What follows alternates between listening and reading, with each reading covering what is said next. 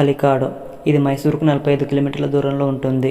ఒకప్పుడు అనేక దేవాలయాలు, రాజభవనాలు ఉండి మంచి పేరు గుర్తింపున్న నగరంగా ఉండేది. కానీ ఒక రాణి శాపం వల్ల సగం నగరం ఇసుకలో కూరుకుపోయింది. ఆ శాపానికి గల కారణం ఏంటో ఈ వీడియోలో తెలుసుకుందాం. శ్రీరంగరాయ ఇతను విజయనగర సామ్రాజ్య రాజు. ఇతని భార్య అలవేలమ్మ. ఇతను శ్రీరంగపట్నం మరియు తలకాడు ప్రాంతాలను పరిపాలించేవాడు. కొన్ని రోజుల నుండి శ్రీరంగరాయ తీవ్ర అనారోగ్యంతో బాధపడుతూ ఉంటాడు. తలకాడులోని కావేరి నది ఒడ్డున ఉన్న వైద్యనాథ ఆలయాన్ని సందర్శించుకుని పూజలు చేయడం వల్ల వ్యాధులు తొలగిపోతాయని తెలిసి శ్రీరంగరాయ వైద్యనాథ ఆలయాన్ని సందర్శించుకుని పూజలు చేస్తూ ఆరోగ్యం స్థిరపడే వరకు అక్కడే ఉందామని అనుకున్నాడు. కానీ దురదృష్టవశాత్తు కొన్ని రోజుల తర్వాత శ్రీరంగరాయ చనిపోయాడు. అది తెలిసిన మైసూరు ఒడేయర్ రాజు శ్రీరంగపట్నాన్ని తలకాడుని ఆక్రమించాడు. అంతేకాకుండా శ్రీరంగరాయ భార్య దగ్గర ఉన్న బంగారు ఆభరణాలు ఇవ్వమని మైసూరు ఒడేయర్ రాజు అలవేలమ్మను చాలా నీచంగా అవమానించాడు. ఆ అవమానాన్ని తట్టుకోలేక బంగారు ఆభరణాలతో పాటు తను కూడా కావేరి నదిలో దూకి ఆత్మహత్య చేసుకుంది. అలవేలమ్మ కావేరి నదిలో దూకే ముందు తలకాడు ఇసుకలో కూరుకుపోతుంది. మైసూరు ఒడేయర్ వంశానికి వారసులు పుట్టకూడదు అని శపించింది. ఆ శాపం వల్ల తలకాడు నగరంతో పాటు నగరంలోని చాలా టెంపుల్స్ ఇసుకలో కూరుకుపోయాయి. ఆ శాపం వల్ల మైసూరు ఒడేయర్ రాజు కూడా పిల్లలు పుట్టకపోవడంతో పిల్లల్ని దత్తత తీసుకుని రాజ్యాన్ని నడిపించేవారంట.